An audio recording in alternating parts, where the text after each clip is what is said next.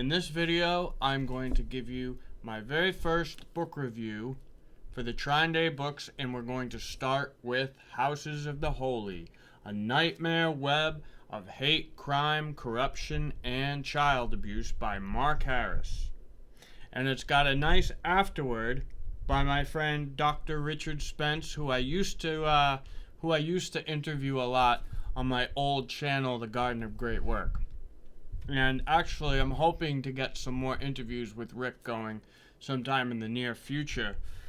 And so, for those who have been following my channel, you see that most of the stuff I had on my YouTube has to do with my book, The Sleeper Agent. But now since I took over a new role at Trine Day where I work for the publishing company Trine Day, I'm actually going to be trying to do a lot more promotion of their books and interviews with Trine Day authors. And I am now hosting the Journey podcast with Chris Milligan, the owner of Trine Day. And actually, the first journey that I did was with Mark Harris, and we talked about House of the Holy. Now, I may post that on my YouTube channel, or I may do another interview with him, with just me and him. But this book was really it was a good read, but it was just crazy. The story that he tells, like, crazy. It's so well documented, and it's just crazy because it's like, to know that there's that much corruption going on in like segments of our government or certain areas like Florida, for example. There's so much corruption going on that they were covering up massive child abuse, and it's shocking. It really is. It's shocking, and it's shocking for me, and somebody who's been very well aware of all of this stuff. But it's just, the story is really, it's shocking. It's just, even knowing about all of this stuff for so long, to read this story, it was really something. It's just so eye-opening. So yeah, we're almost through the winter here. I can't wait. I'm so sick of this freezing weather up here in Cape Cod, Massachusetts. But I have still been going out every day riding the BMX bike, and I'm happy because today and yesterday I was able to land 360 bunny hops from a flat surface. I used to have to go off, it's like when I was learning my 180s, I used to have to go off something to get momentum in order to complete the 180, and I started doing 360s over the last few days, just from a flat surface, and I'm just really enjoying that. And it's like every day I wake up, I'm like, I can't wait to go outside and practice more. I can't wait to go outside and practice my 360s. So yeah, I mean, that's kind of like what I've been up to, other than this new role that I'm taking at Trine Day, and I've got a bunch of other stuff going on. I'm going to be giving a talk next month,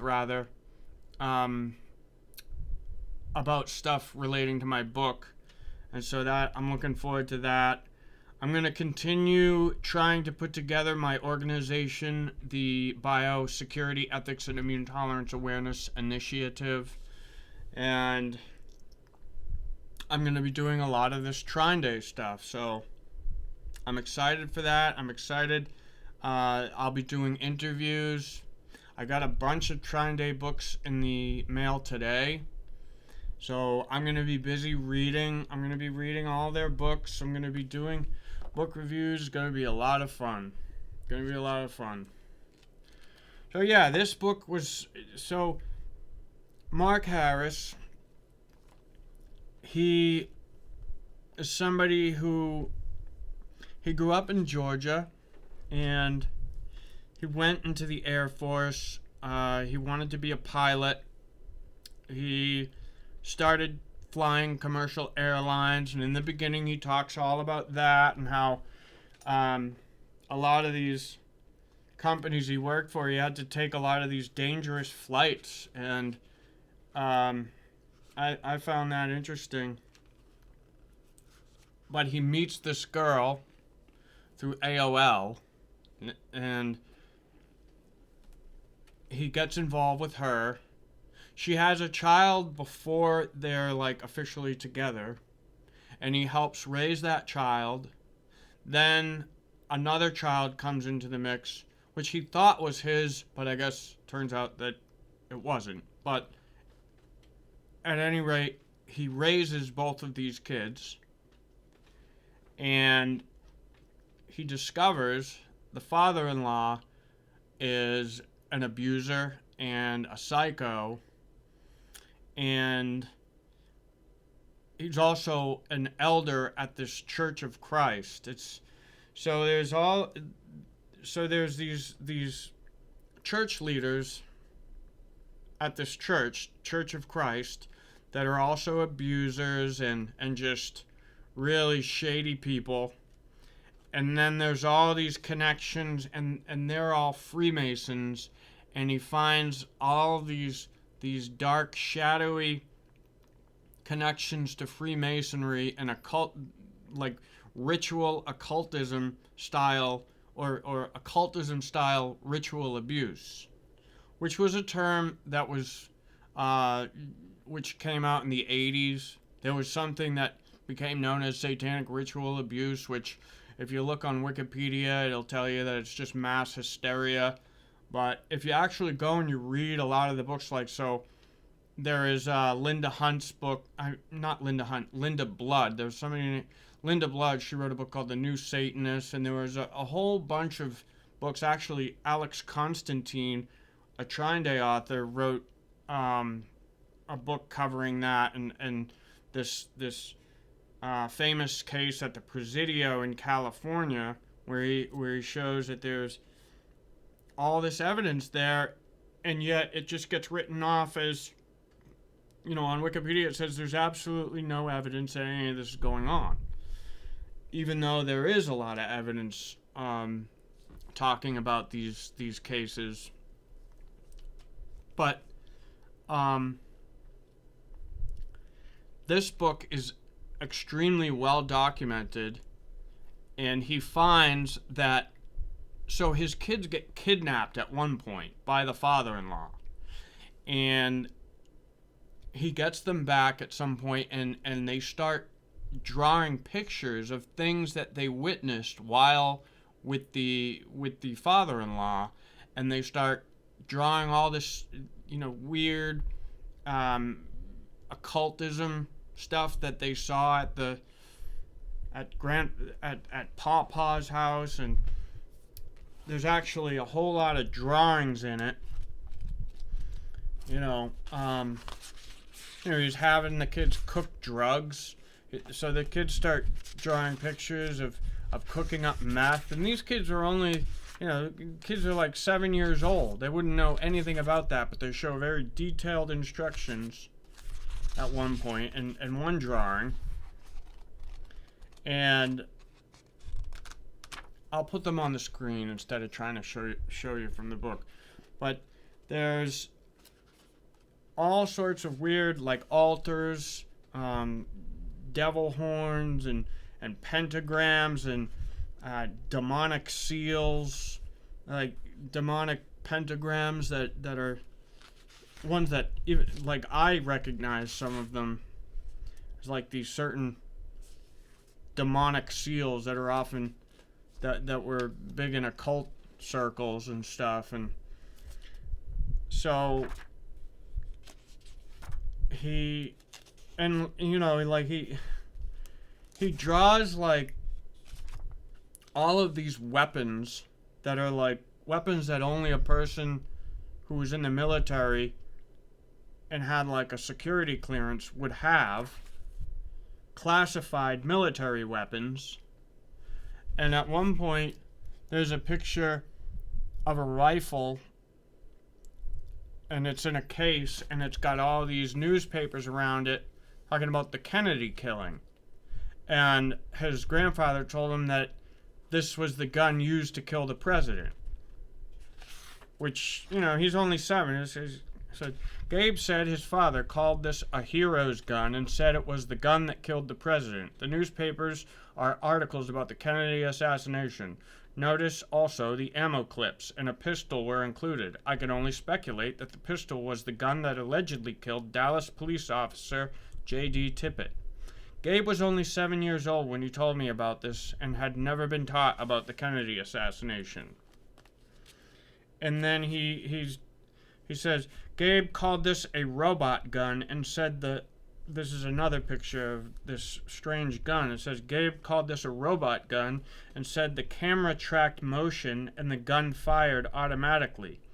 ATF intelligence agent Greg Moore in Tennessee looked at this and the other drawings and said they were credible and that this was called a sentry gun. I can only speculate that this is a classified military weapon.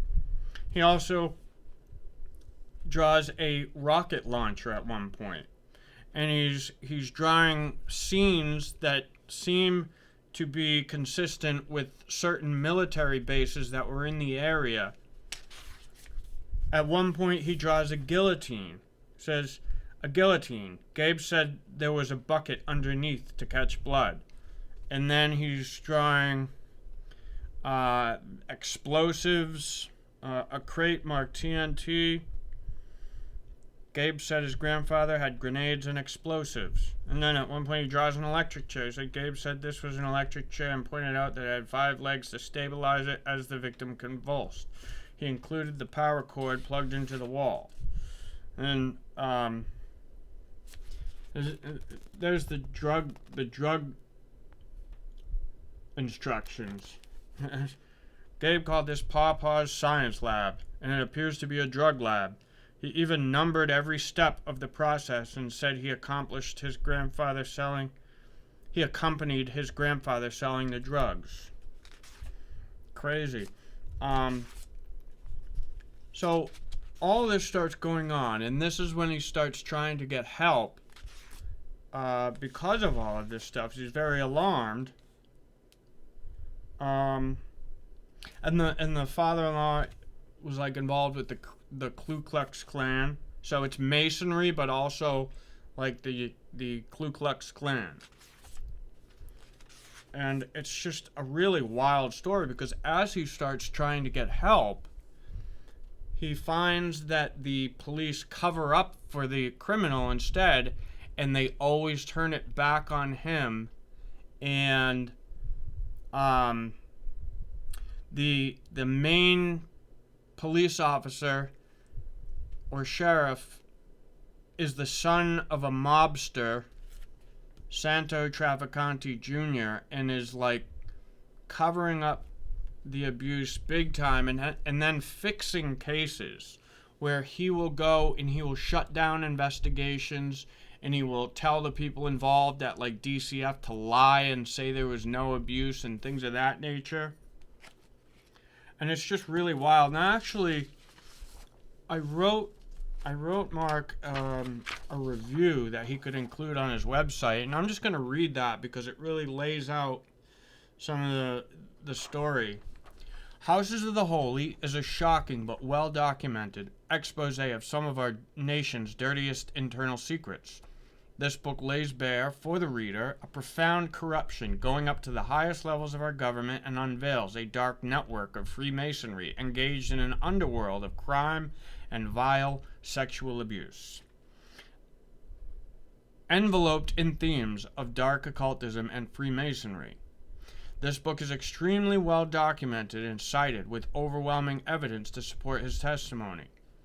Throughout the story, a network of tightly knit Freemasons, law enforcement officers, government officials, and church leaders operate as a cult of shady career criminals who target and nearly destroy Harris for standing up for his victimized children. This dangerous cult then acts with total disregard for the law and obstructing justice, fixing cases, silencing victims, putting children in the hands of dangerous psychopaths, all the while keeping the lid on public awareness with relative ease. Through full-blown cover-ups, racketeering to hide heinous crimes of child abuse and exploitation by a psychopathic father-in-law, overly protected, aided, and abetted by this well-connected cult of criminals in uniform, Freemasons, right-wing extremists, and outright monsters. A criminal underworld using the guise of religious evangelism to cloak their vicious and malicious nature. This is a vivid panorama of total lawlessness in the Florida Panhandle, where those tasked with protecting the public are its biggest threat.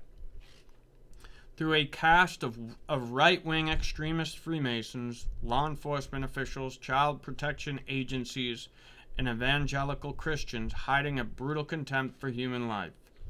Mark Harris was nearly destroyed by these thugs for merely trying to stand up for and seek justice for his children after they were subjected to horrible abuse, witnessed murders, and other crimes heavy with overtones of the dark occult.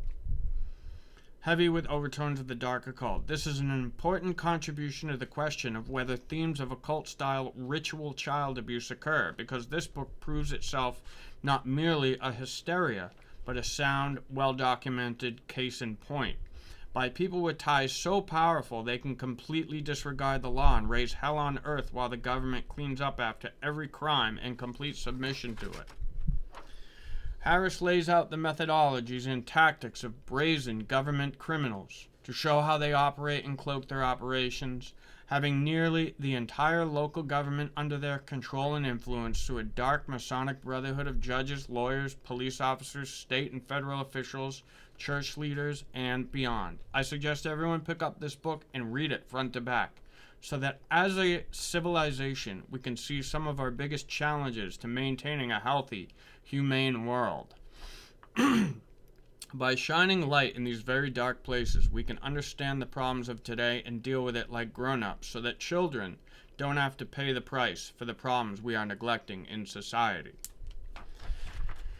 Yeah, and it's crazy because he'll start going through the court system, and yet every time they'll assign him this one judge who then throws out the case altogether, and just this keeps happening and keeps happening, even when he calls a witness, a therapist, to say that there was abuse, and she did find that the children were showing signs of abuse. The judge still throws it out, and so it's stuff like this, and then the lead investigator, a guy by the name of Joey Forgione, is basically fixing all the cases and telling all of the DCF people to lie, and he's got documents every step of the way. He's got a long list of documents in the back here to show, so on this page he's got a polygraph report, then he's got a bunch of letters, documents of all kinds, basically laying out how they were covering up every step of the way, and all the ways in which they tried to destroy him. And so after many years, one thing I noticed about the book was just you think that it's at its worst part, right? You think okay, this is probably the worst of it, and then only to be blown away with something, right after that. And it's the entire story, it's just when you think it's as bad as it can possibly be, it gets much worse. And it's definitely a suspenseful read. It's not boring whatsoever. At no point in the book did I feel like the book was getting boring. It was actually very easy to read. So this was a really eye-opening book, and especially when it comes to this whole ritual abuse phenomenon, which Wikipedia will try to tell you that it's just mass hysteria. They called it the satanic panic back in the day, false memory syndrome, and things like that. But this is an extremely well documented book, and it probably one of the first that really lays out this connection to Freemasonry. And you know, not all Freemasons are bad, and I'm sure not all factions of Freemasonry are involved in this type of stuff, but I'm sure there are plenty that are. It's just, as a whole, it's not, I don't think as a whole that's what it set out to do. I think certain groups within it, kind of like the U.S. government has been taken over by criminal factions of government in certain areas and on certain levels, but as a whole, a lot of the people in it are well-meaning people. And I think that the same is probably true here. But that is the book. Maybe I will get him on here and I will do a separate interview of him, or I will post the original Journey episode here, and we'll take it from there. So everybody go out and get yourself a copy of Houses of the Holy. Really great book. And that's about it. So with that said, everybody take care of yourself, be yourself, build yourself, and I will see you on the other side.